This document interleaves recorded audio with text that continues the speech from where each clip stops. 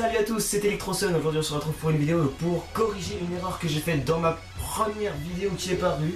C'était celle sur Hatsune Miku. Et donc aujourd'hui je vais justement corriger le tir parce que l'on m'avait dit que j'avais pas fait la description assez poussée. Et c'est légèrement vrai. Et vous allez déjà comprendre pourquoi. Parce qu'à la fin de la vidéo vous comprendrez. Vous regarderez le temps que vous avez passé juste à écouter ça et vous regarderez en même temps le temps que la première vidéo a mis, c'est-à-dire 25 minutes. Donc additionnez le temps de la première vidéo au temps de cette vidéo là, vous comprendrez mieux pourquoi est-ce que je n'ai pas fait tout en même temps. Donc, puisque vous avez vraiment du temps à gaspiller, on va y aller, c'est parti. Donc alors Hatsune Miku signifie bel et bien premier son du futur, Hatsu premier né son, Miku futur. Alors à la base c'est un programme de type synthétiseur vocal du nom de Miku Hatsune CV01 Vocaloid 2 avec un 2 à la fin et pas de E après le D. Donc en clair, pour les plus abrutis d'entre vous, je ne juge personne, vous le reconnaîtrez peut-être, c'est un programme qui chante. Vous chantez vous-même et ça transforme la voix. Voilà, c'est ça, un synthétiseur vocal. Si vous avez toujours pas compris ce que c'était, bah achetez le programme, chantez, regardez ce qui en sort. Là, vous comprendrez mieux ce que c'est qu'un synthétiseur vocal. Mais bon, passons, c'est pas le thème de la vidéo, c'est-à-dire de vous faire chier et faire du marketing. Non. La voix d'Hatsune Miku est issue de celle de Saki Fujita, qui a déjà chanté dans des génériques dont je ne me rappelle pas le titre. Et ce qu'il faut savoir sur Hatsune Miku, c'est qu'à la base, elle n'était pas censée devenir cette pop idol qu'elle est aujourd'hui, mais c'était qu'une mascotte sur un bout de carton pour un logiciel, pour le rendre plus sympathique et donner plus de personnalité au logiciel en lui-même. La première chanson d'Hatsune Miku se nomme Levan Polka, elle a été postée sur le site Nico Nico Daoga, qui est l'équivalent japonais de YouTube. Et par contre son auteur est inconnu. Ça a été sa première véritable apparition, même si elle n'était pas encore grande comme elle l'est maintenant. Elle était sous sa version chibi. En reprenant la musique, par contre j'ai pas souhaité connaître le nom de cette musique. J'ai vu avec l'ermite, enfin j'ai vu dans la vidéo de Nermite qui disait la chanson du poireau. Donc on va reprendre le même terme. Elle a repris cette chanson là et en combinant les stats de YouTube et de YouTube japonais, j'ai déjà oublié le nom alors que je viens de le citer, on arrivait déjà à 9 millions de vues. C'est quand même pas mal déjà. Pour une première chanson, 9 millions, c'est quand même un très bon début. Moi aussi, tu vois, j'aimerais bien réussir à faire ça. Même si c'est pas la chanson que je fais. 9 millions. C'est toujours très bien pour un début, j'ai envie de te dire. Et depuis cette chanson-là, elle a toujours maintenu sa cote de popularité très haute.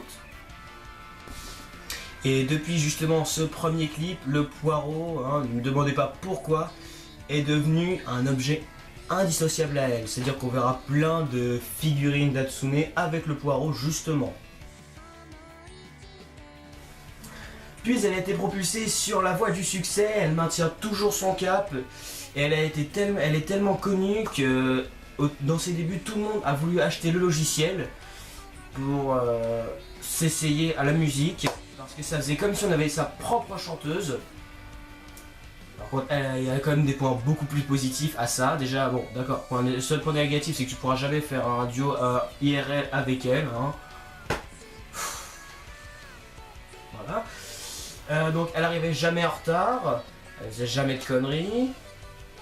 Elle se cassera jamais pour un nouveau studio qui lui donnerait plus de thunes. Et le dessus au moins là qu'elle va pas crever comme une abrutie. Parce que elle va pas crever. Ou alors si elle meurt, ce sera vraiment dans très longtemps. Très longtemps, on sera peut-être déjà plus là pour en parler. Et moi je serais déjà peut-être crevé. Voilà.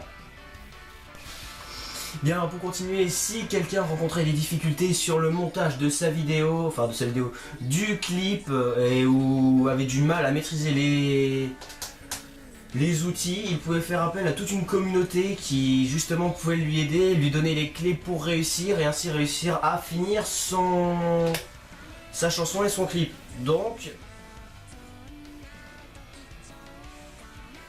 voilà quoi. Oh le bug. Donc, elle a fait tous les styles de musique. Il y a des centaines, à peu près des centaines de clips qui sont créés chaque mois. Et... Ah oui, merde, le nom de la société. Elle a été inventée... Ta gueule. Elle a été créée par la... société... Merde. Oh. Donnez-moi 2 secondes. Putain. Voilà. Elle a été créée par la société Krypton Future Media. Et justement, cette société organise des concours chaque mois pour récompenser le meilleur clip et la meilleure chanson. Pour peut-être, enfin je crois que c'est ça, pour les officialiser. Car rappelons-le, ce sont des fans qui à la base créent des musiques. Donc on a le droit à des très très bonnes musiques comme des nuls. Enfin, je parle aussi des clips, bien entendu. Mais bon, on ne pourra pas blâmer des gens parce que je sais très bien qu'il y en aura qui font le nécessaire pour y arriver. Donc voilà les mecs, c'est déjà bien. Ne vous arrêtez pas aux commentaires. Hein. Si vous avez déjà passé du temps, c'est pas grave, continuez, ne vous découragez pas. Je sais très bien que je dis ça, mais bon, je serai jamais compris par les japonais. À moins qu'il y ait une... À moins que j'ai un doublage qui soit fait. Non. Non. Non. Pour finir, Hatsune Miku est devenue le symbole de la créativité collective car elle réunissait des gens qui ne se connaissaient pas et qui ne se connaissent peut-être toujours pas à cause des distances qui les séparent. Elle les réunissait grâce à internet pour réussir à créer de très très beaux clips et de très très belles musiques. Parce que quand quelqu'un appelait à l'aide, généralement beaucoup de personnes venaient l'aider. Donc ça, moi personnellement, je trouve que c'est beau. J'aimerais voir ça dans la vraie vie. Ce serait encore mieux la vie, hein, justement. Donc voilà. Après, si vous trouvez que je dis n'importe quoi, bah c'est vrai. Voilà. Mais au moins cette fois-ci, vous entendrez beaucoup mieux. Parce que j'ai un caméscope cette fois et j'ai plus ma petite caméra qui est en train de merder. Attendez.